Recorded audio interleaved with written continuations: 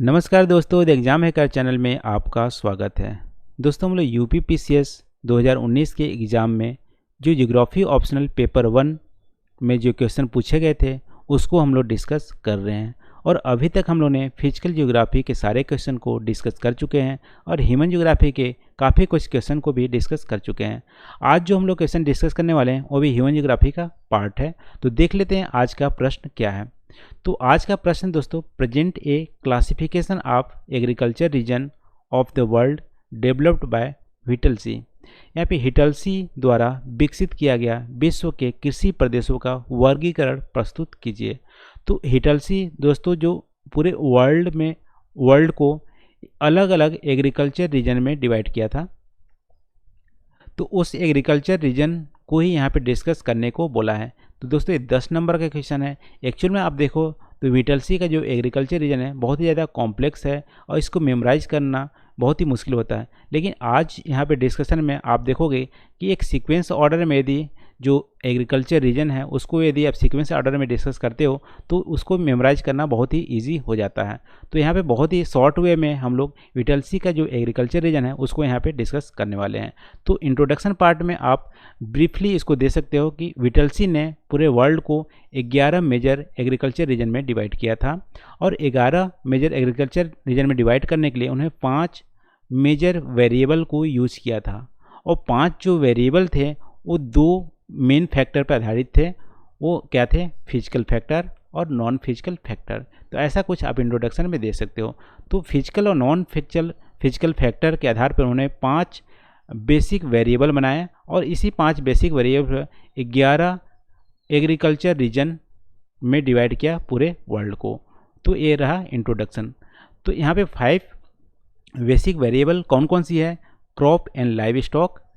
Live stock यहाँ पे पशुपालन, क्रॉपिंग मतलब फसल उगाना, मार्केटिंग और कंजप्शन पैटर्न, मैकेनाइज या tool used for agriculture, method of land use, intensive और एक्सटेंसिव। इंटेंसिव मतलब एक साल में 2 से ज़्यादा फसल उगाना इंटेंसिव होता है, और छोटे छोटे फार्मलैंड होते हैं उसको भी इंटेंसिव बोलते हैं। एक्सटेंसिव मतलब बहुत लार्ज एरिया में फसल उगाना और एक साल में एक ही बार खेती करना, एक ही फसल उगाना, एक्सटेंसिव खेती होती है। और प्रोडक्टिविटी। तो 5 वेरिएबल के आधार पर उन्होंने 11 एग्रीकल्चर रीजन में डिवाइड किया पूरे वर्ल्ड को। तो 11 एग्रीकल्चर रीजन का लिस्ट देख लेते हैं। अब यहाँ पे आप देखोगे, पहले एक बार रीड कर लेते हैं कौन कौन सी लिस्ट है, फिर देखेंगे कैसे इसको मेमोराइज करेंगे।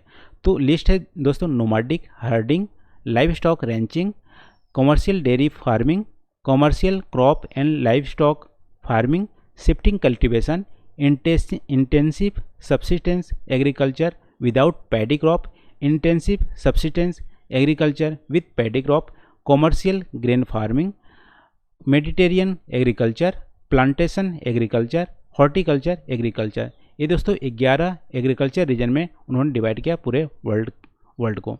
अब देख लो कैसे याद करोगे। अभी हम लोग वेरिएबल देखे दोस्तों, वहाँ पे लाइव स्टॉक और क्रॉप भी था। तो आप देखोगे लाइव स्टॉक के बेसिस पे उन्होंने 4 कैटेगरी बनाया, मतलब 4 एग्रीकल्चर रीजन डिफाइन किया।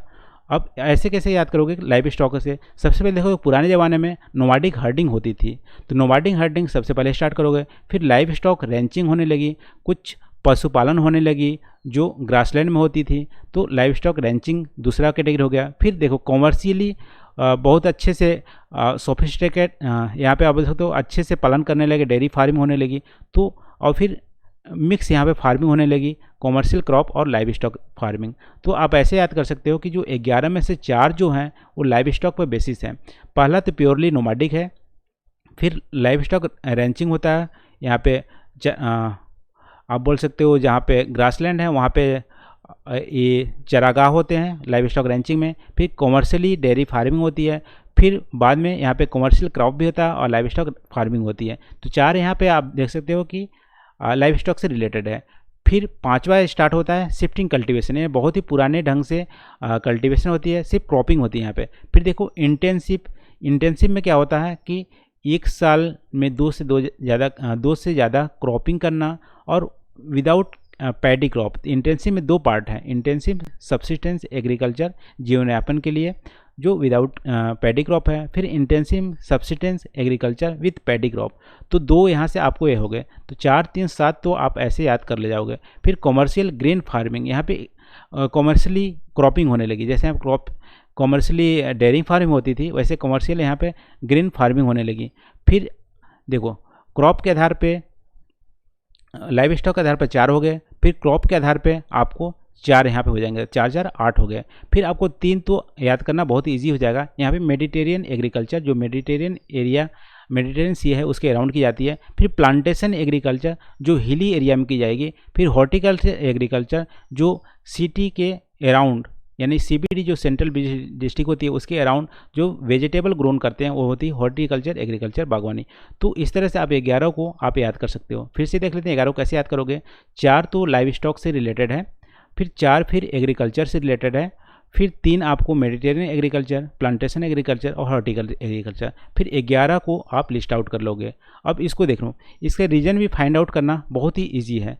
क्यों? क्योंकि जो उन्होंने क्लासिफिकेशन किया है नोमैडिक हर्डिंग। देखो नोमैडिक हर्डिंग कहाँ पे होंगी, इसको आप एनएच से हम देख सकते हो। नोमैडिक हर्डिंग वहाँ पे होती है जहाँ पे हमेशा 12 महीने खाना उपलब्ध नहीं होता है।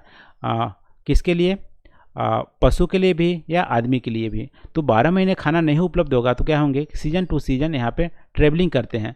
सीजन टू सीजन कहाँ पे ट्रेवलिंग करेंगे, जहाँ पे डिजर्ट्स हो गए। तो सहारा डिजर्ट के अराउंड यहाँ पे नोमैडिक हर्डिंग होती है। फिर वेस्ट एशिया में होती है, मंगोलिया में होती है, सेंट्रल एशिया में होती है, चाइना के पार्ट होता है। इंडिया में आप देखोगे तो लद्दाख के एरिया में जो गुजर्स ट्राइबल्स हैं वो क्या करते हैं, ठंडी या गर्मी के दिनों में मूव करते हैं। ठंडी में क्या करते हैं, वैलीज के नीचे आ जाते हैं। गर्मी के दिनों में समिट में यानी ऊपर लद्दाख के एरिया में पहुंच जाते हैं जहाँ पे घास वूस अच्छे से उगते हैं। तो देखोगे टेम्परेरी यहाँ पे जो मूवमेंट होती है, टेम्परेरी सेटलमेंट यहाँ पे होता है, वो नोमैडिक हर्डिंग एरिया हमें देख लिए।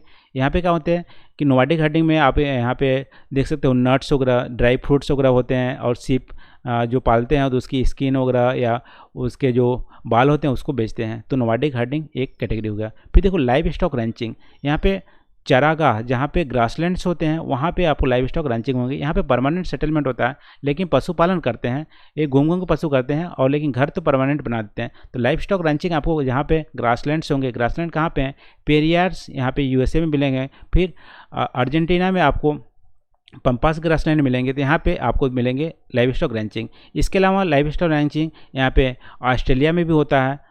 तो लाइव स्टॉक रैंचिंग का लोकेशन आप देख लिए, ठीक है। फिर देखो CDR, यहाँ पे कॉमर्शियल डेयरी फार्मिंग तीसरा पार्ट था। तो डेयरी फार्मिंग कॉमर्शियली जहाँ पे बहुत ही मशीनीकरण से मशीन से मिल्क भी निकालते हैं या मशीन से खाना भी खिलाते हैं, वो कहाँ पे होगा, जहाँ पे एडवांस टेक्नोलॉजी होगी, जैसे USA में होंगे और यूरोप में फ्रांस, जर्मनी, UK, यहाँ पे कॉमर्शियल डेयरी फार्मिंग होती है CDR।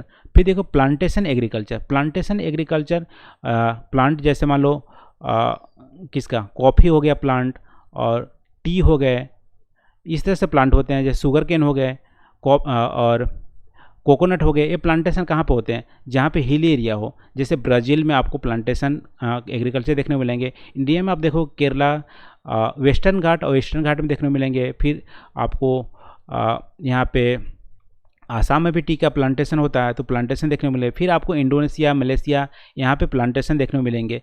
तो प्लांटेशन एग्रीकल्चर होती है अगला पार्ट। फिर देखो हॉर्टिकल्चर एग्रीकल्चर, HA रिप्रेजेंट क्या है, HA कहाँ पे होंगे, जहाँ पे सिटीज़ होंगे, सिटीज़ के अराउंड वेजिटेबल ग्रोन होंगे, वहाँ पे हॉर्टिकल्चर एग्रीकल्चर होंगे। फिर देखो शिफ्टिंग कल्टीवेशन आप कहाँ पे होंगे, जहाँ पे जंगल हैं, फॉरेस्ट हैं। जैसे मान लो ब्राज़ील में होती है शिफ्टिंग कल्टीवेशन, अफ्रीका के भी बहुत सारे जंगलों में होती है, इंडिया में नॉर्थ ईस्ट में देख सकते हो, म्यांमार में भी होती है। तो ये सारे शिफ्टिंग कल्टीवेशन होती हैं।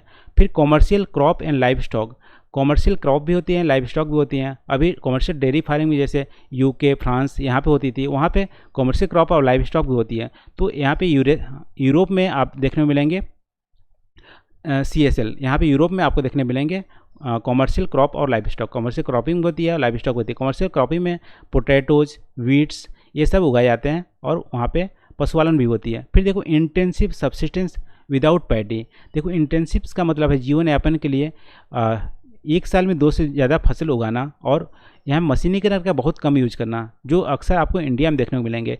इंडिया या चाइना में भी देखने को मिलेंगे और कुछ म्यांमार उस वगैरह में देखने को मिलते हैं। तो इस तरह से इंटेंसिव सब्सिस्टेंस क्रॉपिंग देखने को मिलती है बांग्लादेश में भी। और इसमें दो पार्ट हैं, एक पैडी या धान के साथ, एक बिना धान के साथ। तो इंडिया में देख सकते हो ईस्टर्न जैसे कोलकाता या बांग्लादेश में आप देखोगे, सॉरी वेस्ट बंगाल और बांग्लादेश में आप देखोगे तो एक साल में 2-3 धान की खेती की जाती है। तो आप देख सकते हो ईस्टर्न इंडिया में बोल सकते हो intensive subsistence agriculture with paddy. और विदाउट पैडी आप वेस्टर्न इंडिया को देख सकते हो, वहाँ पे पैडी उतनी ज़्यादा नहीं होती लेकिन फिर भी इंटेंसिव एग्रीकल्चर होती है। फिर देखो commercial grain farming. Commercial grain farming generally grassland area में होती है, जैसे यूएसए में पेरियाज में, अर्जेंटीना में, और यहाँ पे वेनेजुला में भी होते हैं, और कुछ तो अफ्रीका में भी होते हैं। तो कॉमर्शियल ग्रेन फार्मिंग भी होती है। फिर मेडिटेरियन एग्रीकल्चर, ये तो बहुत ईजी है याद करना। मेडिटेरियन एग्रीकल्चर, मेडिटेरियन जो यूरोप के कंट्री हैं मेडिटेरियन सी के अलोंग, वहाँ पे मेडिटेरियन एग्रीकल्चर होती है। यहाँ पे साइट्रस फ्रूट उगाए जाते हैं, जैसे ग्रेप हो गए और ऑरेंज हो गए, ये सारे उगाए जाते हैं यहाँ पे। और यहाँ पे वाइन्स भी बनते हैं, बहुत ही अच्छे वाइन्स बनते हैं यहाँ पे ग्रेप से। तो इस तरह से आप 11 जो एग्रीकल्चर रीजन्स हैं उसको आप एक मैप की सहायता से दर्शा सकते हो, और इसको मेमोराइज भी इजीली कर सकते हैं। और इसका कैरेक्टरिस्टिक और लोकेशन आप ऐसे दर्शा सकते हो, जैसे शिफ्टिंग कल्टीवेशन है तो लोकेशन कहाँ पे है, रीजन कहाँ पे है, south America, Africa, north east India, China, Myanmar. Characteristic है लो प्रोडक्टिविटी ऑफ एग्रीकल्चर। तो ऐसे आप इसको थोड़ा थोड़ा मेंशन भी कर सकते हैं। वैसे 10 नंबर में यदि इसको डिटेल में नहीं भी लिखे, एक आप डायग्राम बना दिए और इसका लिस्टिंग कर दिए तो काफ़ी होगा। तो दोस्तों इस प्रश्न में बस इतना ही। आई होप यहाँ पे विटलसी का जो एग्रीकल्चर क्लासिफिकेशन है वो बहुत ही कॉन्साइज वे में हम लोग डिस्कस किए हैं और आपको समझ में भी आए होंगे। यदि कुछ कन्फ्यूजन रहता हो या यहाँ पे कुछ पॉइंट को ऐड करना चाहते हो या रिमूव करना चाहते हैं या कुछ सजेशन देना चाहते हैं, प्लीज़ कमेंट करके ज़रूर बताना। तो थैंक यू फॉर वॉचिंग दोस्तों। मिलते हैं अगले वीडियो में नए टॉपिक के साथ। Thank you.